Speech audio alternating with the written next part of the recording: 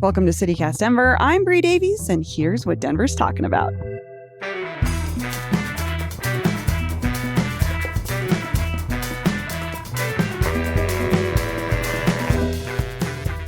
Welcome to CityCast Denver, the show about the city where our beloved, albeit dusty and dated Gems and Minerals exhibition at the Denver Museum of Nature and Science is closing for good this month. You have until April 15th to get one last look at that old dark hall before it begins its $30 million makeover. But don't worry. Old heads like myself, who maybe still call it the Natural History Museum, they're keeping the Crystal Grotto that you can look into, but they're changing pretty much the whole thing. Michelle, do you have memories of this? I mean, going here as a kid? Yes, but what I was thinking about as you said this is, do they still do that cocktail thing at the museum? The adults after hours? Oh, yeah. Okay, I feel like I need to go back for that. You should. Okay. I don't know if they'll have one list. before it closes on the 15th. I'm actually going. I made an emergency text to my family. I was like, well, we must go this weekend. So, Paul, you familiar with this space? Not really. I don't go to this museum a lot. This is like a place where there's a lot of kids. Yes. Yes, there is. This is true. But I do want to know, is that $30 million renovation all for one rock? One new rock?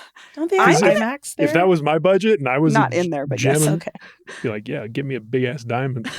Give me one killer diamond. They did have a list of the large pieces that will still be displayed in certain way. Like, don't worry about the rhodochrosite, the world's largest rhodochrosite. Yes. How the nerdy. state mineral. I know. I'm full of this shit. I mean, I learned the story behind why that's the state mineral. Apparently, there was Why? a giant rhodochrosite mine down in the San Luis Valley, I think. Oh. And it's expired now. They've harvested all of the rhodochrosite. It's a beautiful, You just like beautiful saying mineral. the word. Well, I when didn't you know how to memorize a say word it like till Paul said rhodochrosite, it. you're going to want to use it. Also, if we're ever on like a game show, you're on my team. Depends Like, on I'm what the really topics Why are you are. on my team? I need I'm some good. killers. Yeah, I'm on it. Yeah, what are your categories? Random stuff, pop culture, and probably food. Okay. That feels, we'll want that. Okay. You can be on the team. I'm pretty worthless. Yeah. I got music Bree can be our and 30 Rock. That's about it. Okay. The Hills. I can do that. That's about it. Also, my thoughts about trivia are not for this show. That'll be for something later. Well, you've alluded to them now, and by not wanting to talk about it, No, presumably... sorry. I want to know everything. Sorry, that'll be for our it might be after implied. hours. That will be for our Why aren't you CityCast. talking about how much you love trivia? Wouldn't you want to say that? To put it nicely, I don't like trivia. That's how I would put it. But I'm alluding to something that we will be sharing more about. So if you're interested in Yep. conversations that are not on the main feed, so to speak, stay tuned. Isn't that like a members only conversation? It could be something we're bringing. You've already heard their voices. Obviously, producer Paul Crowley is here. Hi, Paul. Yep, I'm here. Filling in. Producer Olivia was supposed to be on the show, She's sick. but I'm here. She's sick. Wow, Aww. Paul, are you here against your will? Are you No, okay? Just setting expectations extremely low. Olivia, Hey, feel everyone. better. I know. Olivia, I love you. We hope you feel better. Michelle Jackson, Yeah. regular Hi. contributor, joining us again. Hi, Michelle. Okay, we're talking the latest in the Tina Peters saga, strike at Alamo Drafthouse, the realities of a fake map of RTD light rail stops, and more. Before we get into it, little quick business. Your city could be better. This is a new podcast from CityCast. I am on it this weekend. It drops on Sundays. It's hosted by our CEO, David Plotz, and I'm going to be talking to him about why Denver loves stadiums so much, because we can't stop building them. But more importantly, we're talking about the National Women's Soccer League, the record-breaking attendance, and then more about the economics of stadiums in Denver. So wherever you get your podcasts, you can find Your City Could Be Better. If you are subscribed to us, you will get it in your feed on Sunday. And we'd love for you to listen. Okay, first up, we're going to talk about this really quickly just because this news dropped this morning. But the Colorado Court of Appeals just threw out Tina Peters' 9-year sentence and is ordering a resentencing. As of this recording, I have not seen anything from Governor Polis. Don't worry about it. We're talking about this really quick. Clearly, Paul didn't mention that this morning. No. Okay. This broke like an hour ago. Yeah, it broke like I'm an hour ago. What? Have you been following the Tina Peters saga, Michelle? I feel like all of us have, specific to some of the maneuverings, it feels like, from the governor. And he has not and that's said all I'm gonna anything that say. I've seen. I don't know, Paul, if you saw anything. The only thing I saw was that press release from Attorney General Phil Weiser, who is also running for governor and has spoken about this quite a bit. Yeah. Any thoughts, Paul? He's been defending Colorado's process on this. That's his job as Attorney General. Yeah, I mean, they're gonna resentence her. Yep. I mean, last time we talked about this, I think what I had shown from the research I had done about this Democrats' letter criticizing the governor was that it seems like most people think that the sentence is too harsh and that the resentencing is appropriate. Like the Democrats were like, when she's up for bail, it would be appropriate to consider that. So I don't know if this is going to be that controversial. It will depend on what the actual new sentencing is, how people will feel about it. Because if they resentence her and it's like it feels really flimsy, then that's going to be a conversation for sure. I wouldn't expect Polis to say much until that resentencing, but Polis is Polis. He'll say what he wants whenever he wants. Yeah, I would agree. It was just sort of this has happened. We're still watching for what's next. Okay, well, let's move on. The Alamo strike. So tentatively starting today, Friday, April 3rd, workers at the Alamo Drafthouse in Sloan's Lake are planning to strike over this new QR code ordering system that the company has instituted. So some context, that the Texas-based movie theater chain announced in January that all Alamo locations would replace their pen and paper ordering service with a QR code system in order to, quote, reduce distractions, which is wild to me because the whole point of one of Alamo's key attributes is that they don't want you to take your phone out at all during the movies. And now you have to. This is not a choice. Like you can't do pen and paper or the QR code. And I think that's part of what workers are saying is it's making things more complicated. I don't know from a moviegoer's perspective. Paul, when's the last time you went to Alamo? I was there a couple weeks ago, actually. Okay. And the system was the system in place? I guess they announced it in January. It was sort of halfway in place. Okay. It was in place in the sense that when we sat down, someone who works for Alamo came over, as they have for years, and was like, here's how you do things. But what they said was, we're changing how we're doing things. And they had to describe it in a whisper because you're in a movie theater. Yes. And they were like, but you can also use the pen and paper for now, but they're going to use you're supposed to use the code. Here's how the code works. And then I proceeded to hear them explain this to like everyone else in the theater, when basically like to a person, I heard people be like, huh?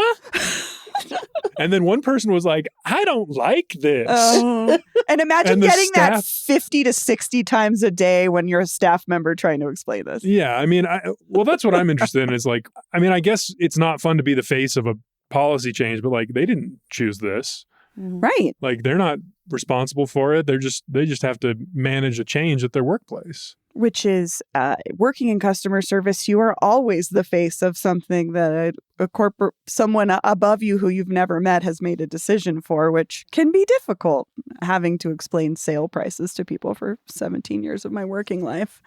Michelle, what do you think about this change? I feel nothing because I've never been there. You've never been to Alamo? No, you know what, guys? I don't really love going to the movies. The one place that I enjoy going would be Red Rocks, right? Like it's for like Film on the Rocks? Yes, like it's this whole magical experience. But in general, I find going to the movies wildly expensive. People are rude. They're too loud. They talk too much. It's annoying. So if I go to Red Rocks, like the last time I went to the movies, it's years ago, was to see Black Panther at Red Rocks. Fun. Sold out, 9,000 people. A full moon. It was the most magical experience. I just don't feel like going to the movies is magical anymore. I think, like I said, you go, people are noisy, they come in late, they're walking back and forth. You hear them walking on popcorn, their booze drops onto the ground. It's just, if I'm going to spend that money, I'm going to be at the house. I'm going to be at my house. I'm going to go to the restroom. I'm going to eat. I'm going to be relaxed. And I know that actually Alamo, like the whole thing is that it's this, relaxed experience. And it would irritate me that now I have to see all these people pulling their phones out to order something when it's supposed to be dark and cozy. So no, I won't be going. We're good. This I think is the bigger story of the Alamo strike, which is the movie theater business is in a structural decline because more and more people are like Michelle and not going to these places. And that's why Alamo was in bankruptcy a few years ago in the first place, and why Sony was able to buy it and then start implementing changes like this to desperately save what's left of this business. But what I think is interesting is, at least from the way that I understood Alamo to be and the times that I went to it, is it's supposed to be a experiential thing. It's not just seeing a movie. Like I went to see, I went to see 9 to 5 and you get a special pen that's like has a saying from the movie on it. And like I saw Casablanca there on Valentine's Day. It's one of my favorite movies of all time. And they had a special menu and like, so the menus are typical. The giveaways are not. I wondered if that was like an earlier Alamo thing, but I just know based on, I think a lot of conversations actually we had with Olivia is like a lot of people are looking for unique experiences. I'd go to Frontier Inn. I would drive down to Frontier Inn. San Luis, the drive-in. Yeah, I'd go to a drive-in. I'd stay in like in their bougie little hotel situation. The yurts. Have you done it? I did it a couple years ago. I plan on it. Like that is on my like list of things to do. So this is my point. Like that's an exceptionally special experience, like my Red Rocks one. So that I'll do. But if I could just stream it from my house, I'm going to stream it from my house without all the aggravation. Yeah, I don't know. I mean, I'm thinking about the level of service that maybe people are expecting when they go to Alamo, but I'm also thinking about how many QR code experiences we already have. This is not a new thing by any means. I mean, you see it at restaurants all the time. Post-COVID, those are still around for a lot of restaurants where you just order through an app versus, I just did it at the food hall at Milk Market the other day. A lot of people are starting to really hate it too. Like I've seen a lot more commentary and pushback around the QRs. And so I think that's something to kind of keep an eye on. About the QR codes themselves? They're over it. Yeah, they're like, that method of ordering. What's the problem They with want a menu. They want a physical menu. They want a interaction. Tactile, yeah, it's. I guess I have heard it's people very say detached. that kind of thing. Yeah, so it's just an interesting move to me. Yeah, I don't know if the QR code itself is an issue at the Alamo. I think what the problem is that it feels like it's a hypocritical for the company to be so anti-phone for so long and now to be encouraging people to use their phones during the movie. Now, the company itself, their explanation of this is interesting as well, because for them, this is an innovation. They're tweaking their format to try to be more appealing. And they say that when you scan the QR code, which they say very few people do during the movie. They encourage people to order on the QR code before the movie starts.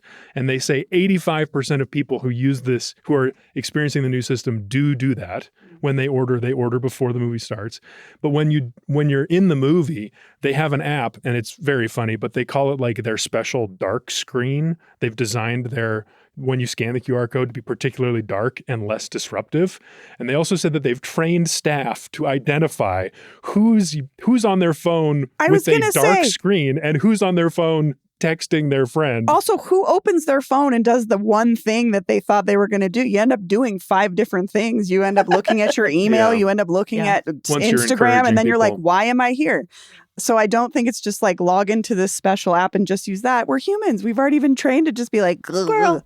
Yeah, scroll. They say that they're still enforcing their no phone policy. They're no like disrupting the movie policy. So if you do want to risk it and look for the squirrels on Twitter or whatever, you might get kicked out, even if you opened your phone to scan their QR code. That's so confusing to me as a consumer. It's not for me, clearly. Yeah. I mean, it sounds like you two aren't going anyway.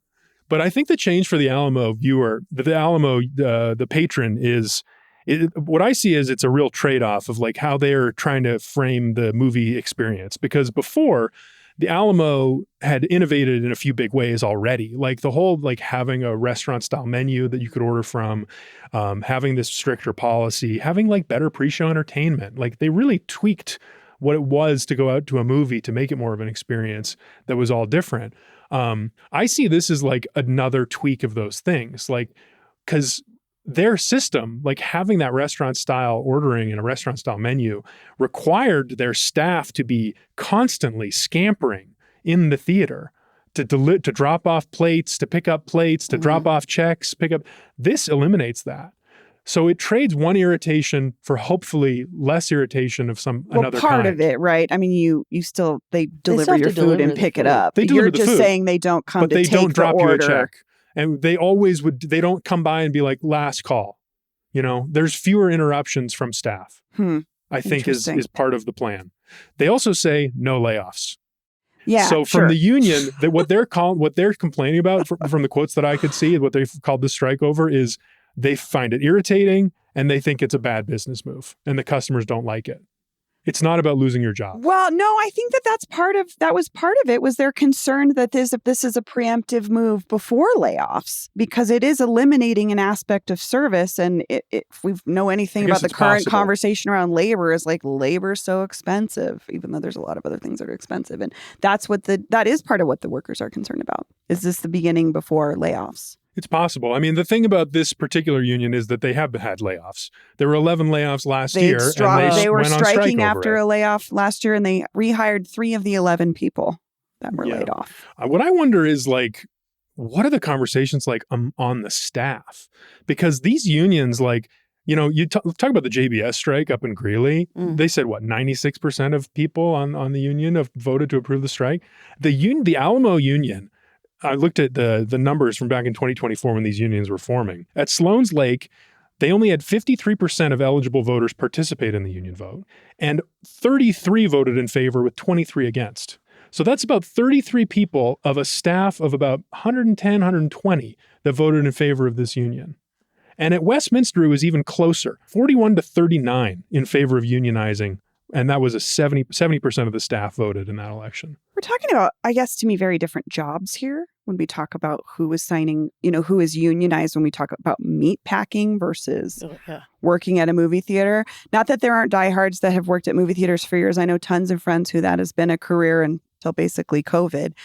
But it's just a much different work environment. So maybe union engagement is different depending on what kind of work you're doing. That's my perspective of it, because the JBS strike is over safety conditions of like who pays for the PPE. And that's talking about certainly. Protective gear to keep people from being maimed. This is a little different. Well, that's what I'm saying is like if your workplace is asking more of you and putting you in dangerous situations and you feel like there is a need for a union, you're going to vote for a union. You're going to vote to strike. If you feel like you're being abused. But these numbers that I offered were the votes at the Alamo. And that's what's interesting about it is because there's a real tension clearly in these workforces of people who disagree about these things and how this business should be run. Yeah, I totally agree. I just was saying I see the differences in why someone might unionize there versus elsewhere.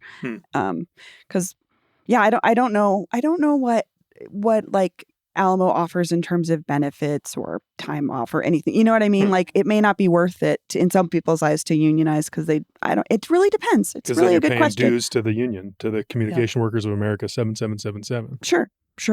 Well, I mean, I'd love to hear from other folks who are fans of or going to the Alamo or maybe haven't been in a few years.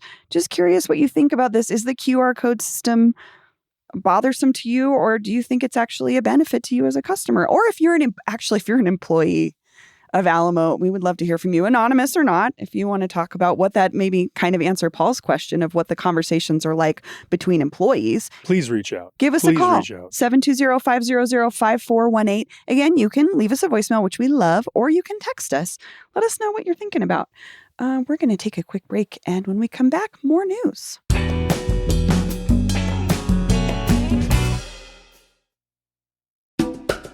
This episode is brought to you by MultiPass. Did you know you can sell event tickets and memberships for your organization, business, or creative endeavor with MultiPass? And you can buy tickets to your favorite events, meet new friends, and create community on MultiPass too. Proudly based in Denver and deeply rooted in the local event and creative scene, this platform is for event hosts and event goers alike. With MultiPass, you can build vibrant communities through its unique community chat feature that unlocks post RSVP. And this helps attendees connect and engage with each other. The platform also solves cash flow issues with same-day payouts and offers revenue sharing tools that automatically splits ticket revenue between producers, performers, and promoters. It also features a promoter dashboard to boost attendance with built-in tools like the ability to add street teams and track performance. MultiPass, designed to help everyone in the event ecosystem win, not just the platform. Learn more at multipass.com. That's multipass.com. All right. We are back. Earlier this week, was this an April Fool's Day thing? Maybe it landed on April Fool's Day. Okay. March 30th. Yeah, March 30th. Pre-April Fools. Pre-April Fools. Joke's on you. We did it early. Someone in the Denver subreddit shared this RTD rail map sort of a joke map of how they would name the stations of the light rail on the different lines. I thought it was pretty funny. I mean, these maps are always very subjective. It tells you a lot about someone's view of the city, frankly, Yes. like how they see things. I'm trying to think which ones we Give us your favorite. pull. I want to hear your number one favorite one right now. I mean, I like this one that says, "Holy shit, it's actually nice" on the G line. I couldn't. And where is that? I couldn't. It's one stop before Arvada apartments, so it's in Arvada Wheat Ridge area. It's just after the 60th and Sheridan parking lot, as they describe. So it's. I mean, I think. Yeah, I don't know exactly where that is, but I thought that one was really funny. There's just a lot that I have questions about, to be honest with you. Like along the H line through like on the side. Let's see. It looks like, is this like I-25? It says Walt Disney's Office Park. I am not sure. I saw that one also, and I did not know what that was. And I would love to hear from anyone that could maybe decipher these in a better way, because that one I didn't understand. But did they move here from Florida? And that's like just part of their picture, what is that? What are they? Yeah, maybe. What are they talking about? Train graffiti opportunity zone. I did appreciate. Lakewood theft zone. Casa Bonita. So appropriate. I don't know. What did you guys think about this map? Well, Casa Bonita, is there even a stop that close to Casa Bonita? No, this is the W. You'd be naming it after Casa Bonita. I mean, not to like... Nitpick. This is the wrong approach. I don't want to nitpick this. I thought it was funny. I thought it was funny, whether it's... I don't know. I didn't think it was funny, but I didn't think it was bad. So I just have a particular kind of humor. I always get nervous about this type of thing. Sure. Because more often than not, like there's weird like racist overtones and stuff like that. That actually I applaud this person because they didn't do that. That was my exact feeling too. Was I've seen this. There was a map of Denver going around like 15 years ago that was very racist. Yeah. The only ones I had trouble with is there's 3 stops that are poking fun at fentanyl users, and I was like, I paused a little bit. Actually, that's actually right where I live, and I know exactly the spot they're talking about, and I mean, I see the realities of it. I don't necessarily think it's very funny. I think there could be a more creative way to do it, but I think overall, I agree with you, They Michelle. held back. I appreciate that very much from them. Probably the stop that I liked the most was why. Why? Where's why? Where's the why? Oh, there was my a gosh. why over there. It's somewhere in there, like close to the city center. Oh, why does the train only go this far? Which is literally, I think, the L line that's right outside of the studio. Yeah. Which was good. Although this part was interesting. 5 right points here. nice part, 5 points mediocre part. Boop. Oh, why? So that's I at... love that. There. Oh, just why? That's on the B line. Oh, I know what It's stop the that G? is. It's I think the first stop pulling out of Union Station. So it's like a little bit out of Union Yeah, it's, like, Station, but like random. where is it really stopping? Why? I like that. Paul, what's your take on a map like this? On a map like this? Yeah. I don't know. I mean, I think it's okay. I'm so in like RTD politics land right now My that Lord. when I look at this, I'm like, who should I be calling right now Oh, to find Lord. out what's coming next? There is probably some big news coming with RTD next week. I Oh. can't talk about it yet. I'm not ready Your to. Spidey I mean, I'm- sense. Oh no, Okay. it's not my you spy. know. I know. Oh. I know something's coming. I wish you would spill the tea. So yeah, I mean, like on the end of the W line, this counts as golden, we swear. I'm like, so whose decision was it to build that stop sort of outside this town center of Golden, Oh. like a little bit away? You know how that stop is, like not quite comfortably to walk to downtown Golden? I Yeah. think that's a lot of what this is Yeah. alluding to in some ways, is some of those stops where it's just like, why, for instance, like why here? I did like Corporate Happiness Heights, Greenwood Village. Nimbytown? I don't know. Nimbyton? Nimbyton? Well, okay. Is there a story there? I've gone 180 on this. Oh, I'm against wow. it now. Oh. This map is wrong because they have used. So there's a stop for Ball Arena here, Yeah. and they are calling it Cronky Land. Oh, and you've coined Oh. Cronky I've Town. yes, Cronky Okay. Town. Someone did not So, consult Paul on this joke map. This is bullshit. Damn. Okay, Yeah. Paul. Who's the user of this? Call you out specifically. You Qualverse. Come This at is me. very an urban plannery person because they have the Strode at Auraria, and a Strode is a very urban plannery transit person term. Oh. Yeah, that's another tip off for sure. This one that just says Half street, half road. It's a jargon term. yes, a strode. Yeah, thank you for explaining. Thank you. I met a SoundCloud rapper here and his tracks were awful. That one stood out. I appreciate it. I think that could also be Mhm. any train at any This is time. true. But, Is SoundCloud rap over? no, people are still doing it. It's still happening? Yeah. Is anyone good coming up out of there? I mean, I don't know about that. I know that I discover a lot of my new music on Threads. Oh, Actually, really? Threads the is Threads. Fantastic. Tell for Grandpa that. Threads Paul all DJs? about this. Look, I want to Grandpa. know. Tell me about Threads. I don't know if they're DJs per se, but Who's I've- popping on Threads? I don't know who's popping, but I'm just saying that I find a lot of new music on Threads, and then I just save them to my Spotify. Huh. That like I'll pull up their profile and then Yeah. I listen to their music. Hmm. I do what the kids do That's these cool. days. Not me. No, Spotify now I has love this it. option where you can you can tell it to generate you a playlist using a prompt that they've written No, for I don't their wanna do AI that. bot. I've tried it a couple of times. It's pretty good.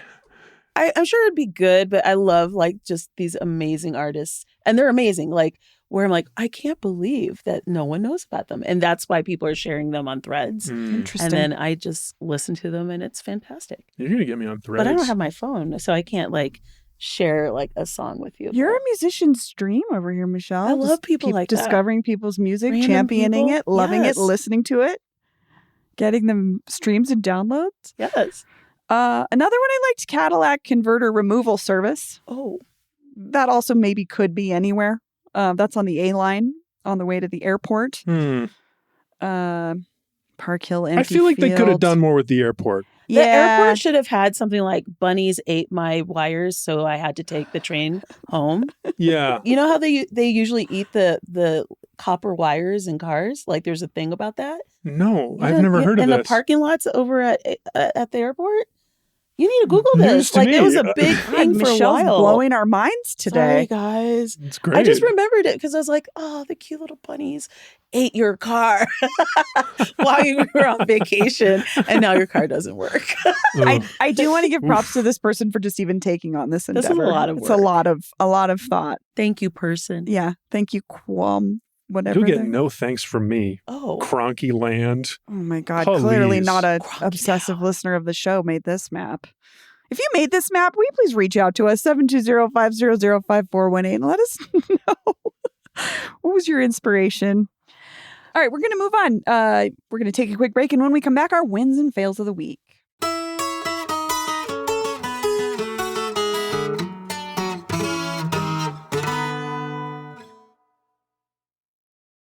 All right, we are back. It's time for wins and fails, things that ruled, things that suck. As usual, we start with the good stuff so we can, or sorry, I'm sorry, we start with the bad stuff so we can end on a good note. Michelle, what's your win? I thought we were starting with the bad stuff. Oh, you're right. What's your fail? I'm not here today. So I took notes. All of mine for both wins and fails are connected to food. Ooh. So Love the theme. I saw a Instagram video from Courtney C.W. Mallory, who is the founder of Freedom Acres Ranch in El Yes. Paso. County, And yeah. he and his wife, Nicole, have endured years worth of just harassment and I just cannot imagine wanting to go home and wanting to do your work, and every day it's some bullshit. And so the reason why this is a loss is, you can see that it is wearing on him, I think, emotionally and physically. They're concerned about their physical well-being. As you could imagine, people are stealing their cattle, which in old times and now is called cattle rustling. It's stealing. And they really don't have support in the county that they're in. And I feel like they're just not being supported in a way that makes them feel seen as Yeah, I've been citizens in the state. I've been following this. It's saga really with frustrating. them. And so part of me bringing this up is to let them know that we see this is happening. I support them, as do many other people, and also let people know that they are a business. They sell beef, chicken, pork, lamb. There are things that you could purchase as you potentially decouple from our food services distribution. But if you're looking, throughout the year to purchase this type of product, they do that. And that's a good way to support them and to let them know that you understand what they're doing. They also have events and things like that. I am not an affiliate or anything like this. I just am so frustrated on their behalf. And I want people to know that they're there. And it's so wrong that they're still dealing with this. Because they've just been being harassed for being Black ranchers and farmers. Yes. Right? By their neighbor. Fun. So I've seen video where the neighbors, like, who has time for this? Their neighbors just shooting like a green laser at them. Like, it's crazy to me that their neighbor has this kind of time. Apparently they do. Let's support them. Okay. We'll put a link in the show notes if you want to, not just follow what's going on with them, but maybe find ways to support them and support their business. It's so frustrating. Paul, what's your fail?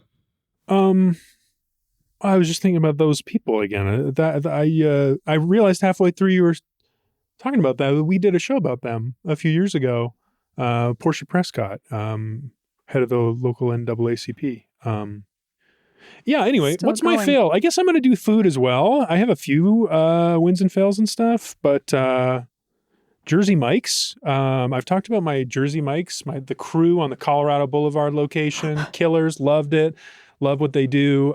For years, my favorite sandwich. And the company got bought by Blackstone last year, which is private equity. Yep, I just heard a whole podcast about this, the Ciscofication of food systems. Yes. And what happens when private equity buys your favorite chain. Oh, essentially. Yeah. Well, it happened to one of my favorite chains. And the quality's worse. And it makes me sad. I feel this way. I feel like this is what happened with Chipotle. Oh, I feel like I want a Chipotle burrito from 2000 and I don't know, 5, whenever they opened versus the one now. But 93. Yeah. God, it has been that long. Mm-hmm. Yeah. Now that I think about it, I'd love one from right now.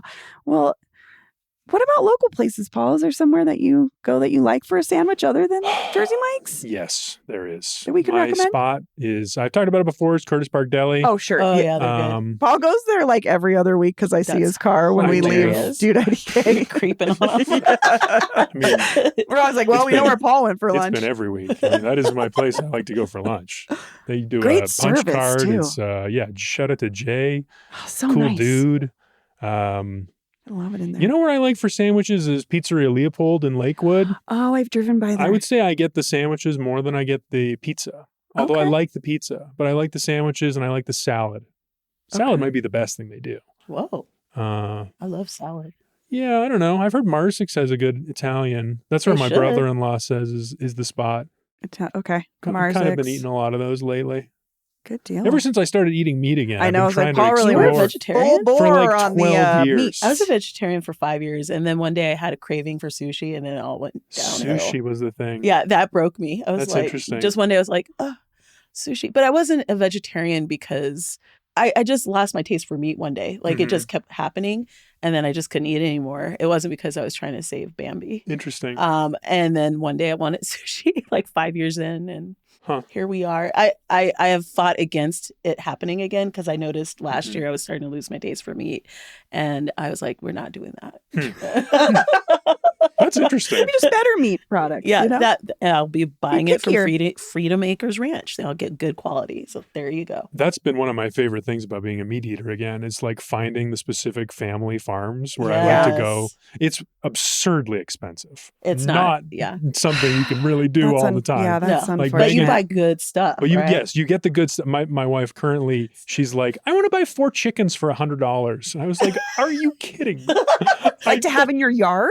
Or like to put in the freezer and okay. then like make them into sandwiches. And there are chickens in Baker neighborhood. Like there's some houses with them. And one of the houses has a sign that says, watch out for the tiny raptors. And it was awesome. That's so cute. Yeah. Well, my fail this week, city council passing another contract with another surveillance company. They put this vote off for a week. I kind of don't understand why. It didn't seem like anything changed, but I don't know. I'm just a real sucker for privacy. And I'm just... You're talking about Axon and the license plate reader cameras? I'm very disappointed. I'm very happy my councilperson, Jamie Torres, spoke out and voted against it. But I'm just not happy this is the way things are going. And I'm disappointed. Okay, wins. Paul, what's your win? I'm going to stick with Michelle's food theme. I guess food and drink. I'm going to give a win. This is kind of a bittersweet win, but it's a lifetime achievement win. My favorite brewery near where I live is called Copper Kettle Brewing. They announced on Monday that they're closing for good. This is a place that, like, before I lived here, before I moved to Denver, in college, met my wife, talked about her several times on the show already. But something that she would always be like proud of Colorado for was the craft beer. And, you know, she was like, oh, there's nothing good out here. Like, oh, there's Dale's at the counter. We got to buy a Dale's. And I was like, I like Dale's, so it's good. And she would always bring cans of beer to DC and share them. And it was something we liked. A little bit, Megan rules. But yeah, she brought this one, the Mexican chocolate stout from Copper Kettle Brewing in particular was like the thing that we both really loved and was special. And she would be like, I brought another one back for her. And one time it had exploded in her suitcase and like, it was I wondered disgusting. about that. And we were sad. Like I mean, yeah. danger. So it was a special place. And then moving here and like living close to it, we got to know the people and really enjoyed the product. And, I think it's been a while coming since, you know, the whole industry's kind of been on the downturn. But we went on Tuesday night and had a great time again. I love their beer. The Citrus Paradisi is the one that I particularly like now, and they are open so they're until shutting the down end of altogether. They're not going to like make and sell it somewhere else or anything. I know some rooms will do that, but How'd this land on your win list? I know I'm very confused. Because it's been great for a long time. You know, they ran a great business. And just because it's ending in June doesn't mean that that's over. It was like, this was a hell of an achievement. That was a great thing that meant a lot to me, and good on those people for doing it. I'm glad it existed. You got a garage fridge, Paul? You can fill with beer? Garage fridge? No. I mean, God, I wish I had one. I wish I did too. I'm kind of like, not to like put a downer on my own Wow, you're a win. hater on a garage fridge? No, I'm a hater on craft beer. Oh. I'm done with it. I'm with the people. Like, this is the wildest win turn. I'm so confused. I know. I just don't want to pay for it anymore. It's not. It doesn't give me that like extra value over the generic replacement of a regular beer. Okay. I mean, yeah. Alrighty then. I guess I keep thinking about Randall from Clerks. I wasn't supposed to be here today. I'm in a weird mood today. It's a fantastic movie. I'll go. Mine is also food related, but it's something we just talked about earlier was I just wanted to give a shout out to the JBS workers that are not giving up. They're still on strike in Greeley.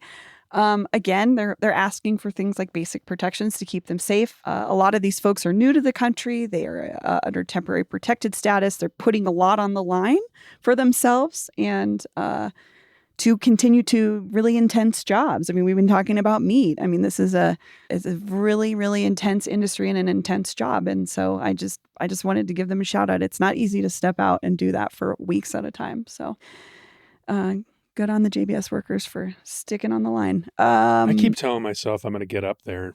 Yeah, I mean, they're still out there. And just like Democracy Now! Has been covering it regularly. I've been like I mean, it's kind of, I think they said that they produce 6 to 7% of the meat that gets sold in the U.S. So it's not a small operation. Michelle, take us out. What's your win? Okay, so it's two things. The first is Mo Betta Green Farmers Market, which I adore, is coming back this year. So every year I'm not quite sure if they're coming back. Yeah. It's a really tiny farmers market that is in the park adjacent to Blair Caldwell Library. It is a wonderful experience. It's in my top 3 best farmers markets in the city. The other one would be City Park Farmers Market. What's number 1? City Park Farmers Market. And then number 2? Is Mo Betta Green. I love them. It is a pure, wonderful, incredible experience of community, of food. And it's tiny, but it's so worth going to. And that's going to be, they're doing a call for vendors. So if you are a person who thinks you would be a good fit for them, I'm letting you know. And I'm looking forward to supporting that farmers market. But the other one is really interesting. I don't know if you guys have heard of Alpine Eatery Food Truck. Never heard of it. Okay, No. so it's a vegan food truck, even though we just talked about meat. And the owner, whose name I couldn't figure out, but he went viral talking about basically decoupling from food systems and how chemicals, the Forever chemical has been approved for being sprayed onto crops and things like that. So now he's set up a veggie exchange, decentralizing a food supply here locally. It's going to be hosted at Lady Justice. I feel like they have 2 locations, so kind of double check which location. And starting on April 21st, every other week from 5 to 8 p.m., people are encouraged to exchange vegetables and fruits and things. No money exchange. Just you grow your stuff and you have too much of a thing and you share it with your neighbors. And the idea is to really have better quality food, but also to be in community and just to connect with one another. The first one is, again, on April 21st. Bring seedlings, things like that, but to really support local food systems and local food production. And I just think this is the best thing ever. Clearly, you're buying beer from Lady Justice. And I just think everyone should know about this. You should see the video where he goes off on this. It's well worth it. I think it went viral. So I think it really caught him off guard. But I'm glad to know that this is happening because I live in town. And I think other people who are close to that or who are farmers who love to grow their own food would love to be a part of this. So. And I'm glad you brought up, wonderful. I just want to say Beverly Grant that runs that has been doing this. I worked in the food access space over a decade ago and she was prominent then. She's just been she's amazing. Nonstop just working on it. And it's incredible. It's a Black-owned farmers market. Happens right in the heart of 5 Points. Such a cool thing and endeavor to support. And I love that. Thank you for those recommendations. And they make really good fresh pressed juice. Oh, yeah, they do. I'll wander down there. Well, Paul, Michelle, thank you so much. Hey, see you next time. Thank you for having me. That's all for today here on CityCast Denver. Our producers this week were Paul Caroli, Olivia Jewel Love, and Adrian Gonzalez. Peyton Garcia writes our morning newsletter, and Michelle Polizzi writes our new weekly Keep It Local guide. Abby Madigan runs our social media. I'm Brie Davies, your host. Our music is by Los Mocochetes with additional mixing by Tyler Lindgren. Our ad music is by Cuba Quartet from Epidemic Sounds via Getty Images. If you haven't already, subscribe wherever you get your podcasts. Follow us on Instagram and TikTok at CityCast Denver, and tell Mo Betta Green's founder Beverly Grant about us next time you see her. You can sign up for our daily newsletter and learn more about us at denver.citycast.fm. See you next week.